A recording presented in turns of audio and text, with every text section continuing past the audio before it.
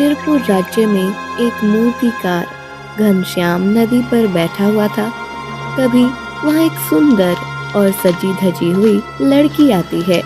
उस लड़की को देखकर, वाह, कितनी सुंदर कन्या है। इसका सौंदर्य देखकर लगता है कोई रास्ती स्त्री हो। घनश्याम उस कन्या की सुंदरता के विषय में विचार करते हुए अपने घर आता है। वो अपनी छिन्नी और हथौड़ी लेकर पत्थर से मूर्ति बनाने का कार्य आरंभ करता है। जब उसकी मूर्ति बनकर तैयार हो जाती है तब वो उसी कन्या की तरह होती है जिसे घनश्याम ने नदी पर देखा हुआ था। अरे, ये तो उसी कन्या की मूर्ति बन गई है जो उस दिन मैंने नदी पर देखी थी। लगता है कि उस कन्या की सुंदरता की छवि मेरे मन में ऐसी बैठ गई थी कि मेरी कल्पना में केवल वही थी, इसीलिए मेरे हाथों से उसकी इतनी सुंदर मूर्ति बन गई है। अब इस मूर्ति को आंगन में रख देता हूँ। इस मूर्ति का बहुत अच्छा मूल्य प्राप्त होगा मुझे। घनश्याम उस मूर्ति को अपने घर के आंगन में रख देता है। अगले दिन राजमहल में राजकुमारी लावण्या की एक दासी उस मूर्ति को देख लेती है और भागते हुए राजकुमारी लावण्या के पास आती है। राजकुमारी, राजकुमारी। राजकुमारी पलटकर दासी के पास देखती है। राजकुमारी वही सुंदर कन्या होती है जिसे घनश्याम ने नदी पर देखा था। क्या हुआ दासी, इतनी भागते हुए क्यों आ रही हो? राजकुमारी, हमारे राज्य के एक मूर्तिकार के घर के आंगन में मैंने आपकी मूर्ति देखी। क्या, मेरी मूर्ति? हाँ राजकुमारी, परंतु उस मूर्तिकार ने बिना मुझे देखे मेरी मूर्ति कैसे बनाई? चलो मैं स्वयं आकर देखती हूँ। राजकुमारी लावण्या दासी और कुछ सैनिकों के साथ घनश्याम के घर आती है। अपनी अनुमति के बिना किसी मूर्तिकार ने मूर्ति बनाई है, ये सोचकर राजकुमारी लावण्या क्रोधित हो जाती है। मूर्तिकार, तुम्हारा इतना दुस्साहस कि तुमने मेरी अनुमति के बिना और मुझे बिना देखे मेरी मूर्ति बना ली। मैंने आपको उस नदी पर देखा था। आपके सौंदर्य की छवि मेरे मन में ऐसी बस गई थी कि मेरे हाथों अपने आप ये मूर्ति बन गई। मूर्तिकार, तुम जानते हो कि ये कौन है? नहीं, मैंने नहीं जानता। मैंने तो ऐसे ही ये मूर्ति बना ली है। ये शिरपुर राज्य का राजकुमारी लावण्या है। तुमने राजकुमारी की अनुमति के बिना उनकी मूर्ति बनाकर उचित नहीं किया है। जब मैंने मूर्ति बनाई तब मुझे पता ही नहीं था कि ये इस राज्य की राजकुमारी हैं। तो फिर अपराध कैसा? देखो मूर्तिकार, वैसे तो मैं सबके साथ स्नेह से व्यवहार करती हूँ, परंतु तुमने ये अनुचित किया है, इसलिए मैं तुमसे बहुत क्रोधित हूँ। एक तो तुमने मेरी मूर्ति बनाई और उसे ऐसे अपने आंगन में रखा जिससे ये सबके दृष्टि में आ रही है। मेरी इस मूर्ति को देखकर पता नहीं प्रजा क्या विचार करेगी, इसलिए मैं नहीं चाहती कि ये मूर्ति कोई देखे। तुम इसे नष्ट कर दो। राजकुमारी, मैंने बहुत श्रम से ये मूर्ति बनाई है। जब मेरे हाथों से ये मूर्ति बन रही थी तब मुझे आपके विषय में कुछ पता नहीं था, इसीलिए मेरा कोई अपराध नहीं है। मैंने इस मूर्ति को यहाँ इसलिए रखा है क्योंकि इस मूर्ति का मुझे अधिक मूल्य मिल सकता है। इसे नष्ट करने का तो प्रश्न ही नहीं है।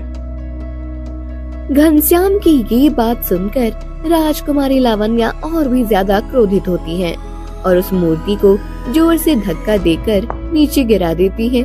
मूर्ति जमीन पर गिर जाती है और उसके 2 टुकड़े हो जाते हैं। राजकुमारी, ये क्या? आपने मेरे श्रम को ये मिट्टी में मिला दिया। तुम्हारी श्रम का मूल्य मैं तुम्हें दे दूंगी, परंतु मेरी अनुमति के बिना कोई मेरी मूर्ति बनाए ये मुझे मान्य नहीं है। कोई भी मेरी मूर्ति का दुरुपयोग कर सकता है। ऐसा कहकर लावण्या सोने की मोहरों की एक पोटली घनश्याम के पास फेंक कर चली जाती है। पूरा गांव वहां खड़े रहकर ये सब दिख रहा था। राजकुमारी, आपने पूरे गांव के सामने मेरा अपमान करके उचित नहीं किया है। राजकुमारी लावण्या का विवाह गोपालगंज नाम के राजकुमार आकाशदीप के साथ निश्चित हुआ था। अब उनके विवाह को कुछ ही दिन शेष थे, इसलिए महारानी भानुमति कहती हैं, लावण्या, हमारे कुल में विवाह से पूर्व कुल देवता के मंदिर में जाकर दर्शन लेने की प्रथा है, इसलिए तुम जाकर कुल देवता के दर्शन कराओ। मुझे विवाह की सज्जता करने के लिए महल में रहना अनिवार्य है। तुम अपनी दासियों और कुछ सैनिकों के साथ चली जाना। अवश्य माता, मैं जाती हूँ। राजकुमारी लावण्या कुल देवता के दर्शन करने जाती है।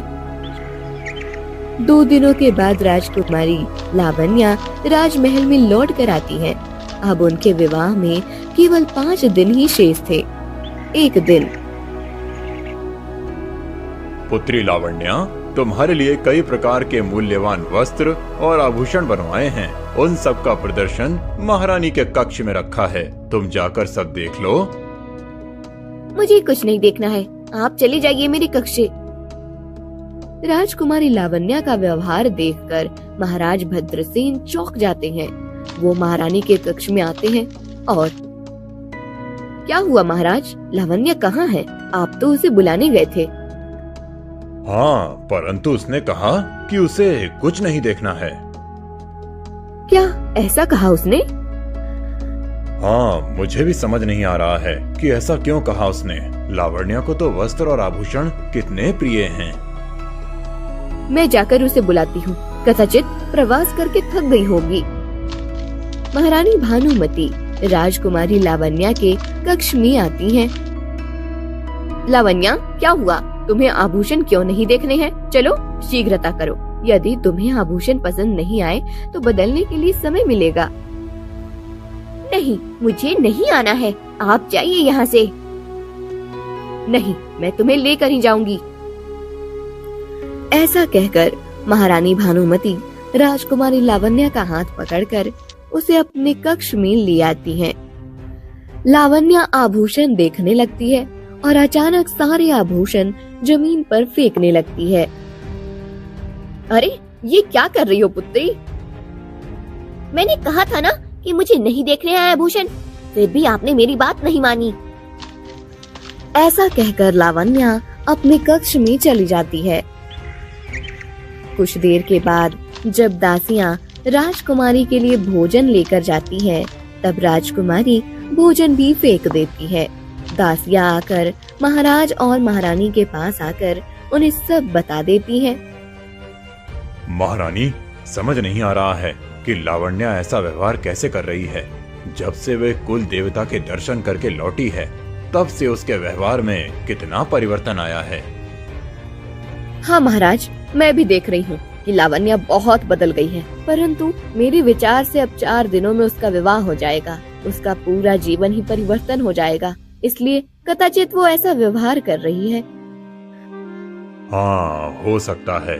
महारानी, आप लावण्या का ध्यान रखना। राजकुमारी लावण्या के विवाह का दिन आता है। उनके होने वाले वर राजकुमार आकाशदीप अपने पूरे राज परिवार के साथ विवाह के लिए शिरपुर पहुंच जाते हैं। राजकुमारी लावण्या की दासियां उन्हें नववधू के रूप में ऐसे तैयार कर दी हैं कि उनका सौंदर्य देखकर सभी मोहित हो जाते हैं। महाराज भद्रसेन ने एक बहुत बड़े तपस्वी को विवाह का निमंत्रण दिया था। वो तपस्वी अपने कुछ शिष्यों के साथ विवाह के लिए आने लगते हैं। वो वन के मार्ग से आ रहे होते हैं। तभी, कोई मेरी सहायता करो, कृपया कोई मेरी सहायता करो। तपस्वी जी वो आवाज सुनकर रुक जाते हैं। रुक जाओ शिष्यों, कोई सहायता के लिए पुकार रहा है। किसी स्त्री के रोने की आवाज आ रही है। तपस्वी और शिष्य वन में ढूंढने लगते हैं। तपस्वी जी को एक बड़े पेड़ के पीछे एक मूर्ति दिखाई देती है। तपस्वी जी उस मूर्ति के पास जाते हैं। तपस्वी जी को देखकर उस मूर्ति की आंखों से आंसू बहने लगते हैं। तपस्वी जी, मैं सत्य कह रही हूँ, मैं ही राजकुमारी लावण्या हूँ। राजमहल में जो है वो कौन है ये मुझे पता नहीं, परंतु राजकुमारी लावण्या मैं ही हूँ। मुझे तुम्हारी सत्यता सिद्ध करने के लिए तुम्हें राजमहल ले जाना होगा। वहीं जाकर सब सत्य सामने आ सकता है। तपस्वी जी अपने शिष्यों से कहते हैं और उनके शिष्य उस मूर्ति को उठाते हैं। सभी उस मूर्ति को लेकर राजमहल में आते हैं। वहाँ विवाह मंडप में राजकुमार आकाशदीप अपने राज परिवार के साथ बैठे हुए होते हैं और उनके सामने ही राजकुमारी लावण्या महाराज भद्रसेन और महारानी भानुमति के साथ बैठी हुई होती है। दोनों के विवाह की विधि शुरू होने ही वाली थी कि तभी रुक जाइए महाराज भद्रसेन। तपस्वी जी की बात सुनकर सभी उनकी तरफ देखते हैं। क्या हुआ तपस्वी जी? ये मूर्ति देखिए महाराज, इस मूर्ति का कहना है कि ये राजकुमारी लावण्या है। क्या ये मूर्ति लावण्या है? यदि इस मूर्ति का यह कहना है कि ये लावण्या है, तो फिर वो मंडप में बैठी हुई कौन है? पिताश्री, ये मूर्ति असत्य बोल रही है। मैं ही लावण्या हूँ। ये कोई मायावी है, अन्यथा कोई मूर्ति बोल कैसे सकती है? मेरी पुत्री सत्य कह रही है तपस्वी जी, ये मूर्ति झूठी है। नहीं पिताश्री, वो असत्य कह रही है। मैं आपकी पुत्री हूँ। देखिए, मेरे गले में वही मोतियों की माला है जो आपने मेरे लिए एक विशेष कारीगर से बनवाई थी। वो मोतियों की माला तो मेरे गले में भी है। ऐसी तो हजारों मालाएं बनती होंगी। इससे ये सिद्ध नहीं होता कि तुम राजकुमारी लावण्या हो। तुम असत्य कह रही हो। वास्तव में राजकुमारी लावण्या मैं ही हूँ और अभी मेरे विवाह का समय है। पिताश्री, इस मूर्ति को हमारे महल से बाहर कीजिए। नहीं, मैं सत्य कह रही हूँ। मैं ही लावण्या हूँ। महाराज, ये सब क्या हो रहा है? यहाँ राजकुमारी लावण्या के होते हुए भी एक मूर्ति ऐसा क्यों कह रही है कि वो राजकुमारी लावण्या है? राजकुमार आकाशदीप, मुझे भी कुछ समझ नहीं आ रहा है कि ये सब क्या हो रहा है। तपस्वी जी, आप मुझे बताइए कि इस मूर्ति का क्या रहस्य है? इसका रहस्य तो मुझे भी नहीं पता महाराज। मैं विवाह के लिए यहाँ आ रहा था, तब वन में मुझे इस मूर्ति के रोने और सहायता के लिए पुकारने की आवाज आई। जब इसने कहा कि ये राजकुमारी लावण्या है, तब मैंने विचार किया कि यदि इसके कथन में थोड़ी सत्यता है तो आपको सचेत करना मेरा कर्तव्य है। इसीलिए मैं इसे यहाँ ले आया हूँ। परंतु तपस्वी जी, अब इस समस्या का समाधान कैसे करें? किस प्रकार पता चलेगा कि ये मूर्ति सत्य कह रही है या नहीं? और यदि इसकी बात सत्य है तो यहाँ बैठी हुई लावण्या कौन है? और मेरी पुत्री एक मूर्ति में परिवर्तित कैसे हो गई? तभी पंडित जी महाराज को कहते हैं कि विवाह का शुभ मुहूर्त बीता जा रहा है। पंडित जी की बात सुनकर तपस्वी जी कुछ विचार करते हैं और अपनी विद्या से एक वरमाला प्रकट करते हैं। राजकुमार आकाशदीप, आप इस वरमाला को राजकुमारी लावण्या के गले में पहनाइए। इससे आपका विवाह संपन्न हो जाएगा और आपको सदा सुख की प्राप्ति होगी। तपस्वी जी की बात सुनकर राजकुमार आकाशदीप राजकुमारी लावण्या के गले में वो वरमाला पहनाने लगते हैं। नहीं राजकुमार, वो लावण्या नहीं है। मैं ही लावण्या हूँ। आप उसके गले में वरमाला मत पहनाइए। मूर्ति की बात को अनसुना करके राजकुमार आकाशदीप राजकुमारी लावण्या के गले में वरमाला पहनाते हैं। जैसे ही राजकुमार लावण्या के गले में पहनाते हैं, राजकुमारी लावण्या एक मूर्ति में बदल जाती है। ये देखकर वहाँ सभी चौंक जाते हैं। ये क्या हो रहा है? मेरी पुत्री मूर्ति कैसे बन गई है? महाराज, ये आपकी पुत्री नहीं है। ये मूर्ति सत्य कह रही है। यही राजकुमारी लावण्या है।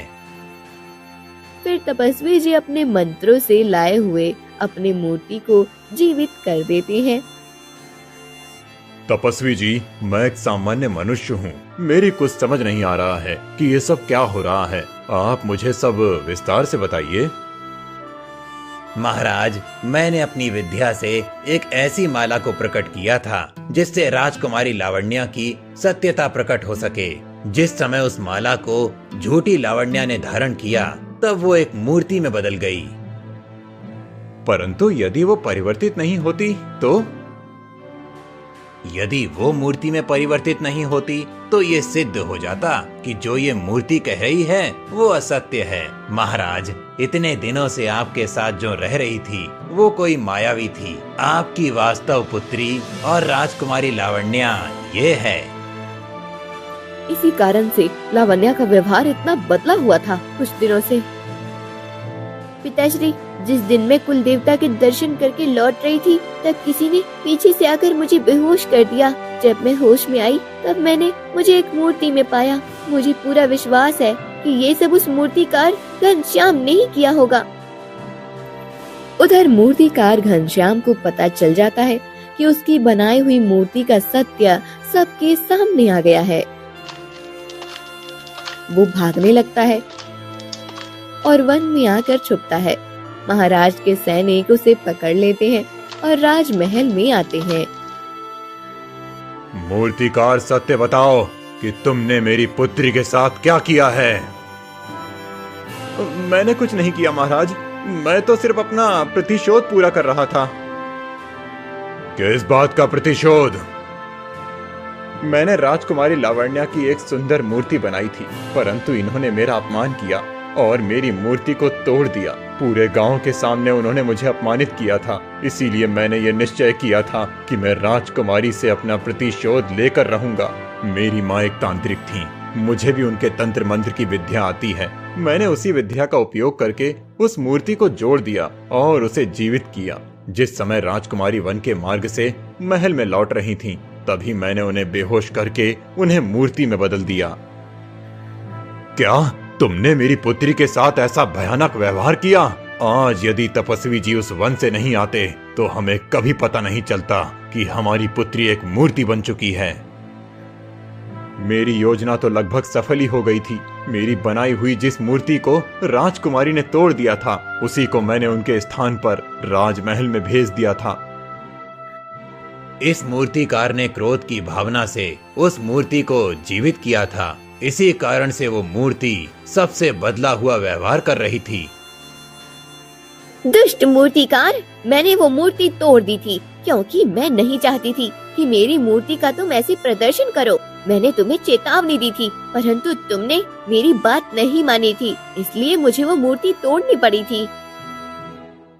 तुमने जो किया उसका दंड तुम्हें अब मिलकर रहेगा। सैनिकों, इस मूर्तिकार के दोनों हाथ तोड़ दिए जाएं। जिन दुष्ट हाथों से इसने मेरी प्रिय पुत्री को एक मूर्ति में परिवर्तित किया था, वो हाथ इसके शरीर से निकल जाना ही इसके लिए सबसे बड़ा दंड होगा और इसके बाद ये किसी के साथ ऐसा व्यवहार नहीं कर पाएगा।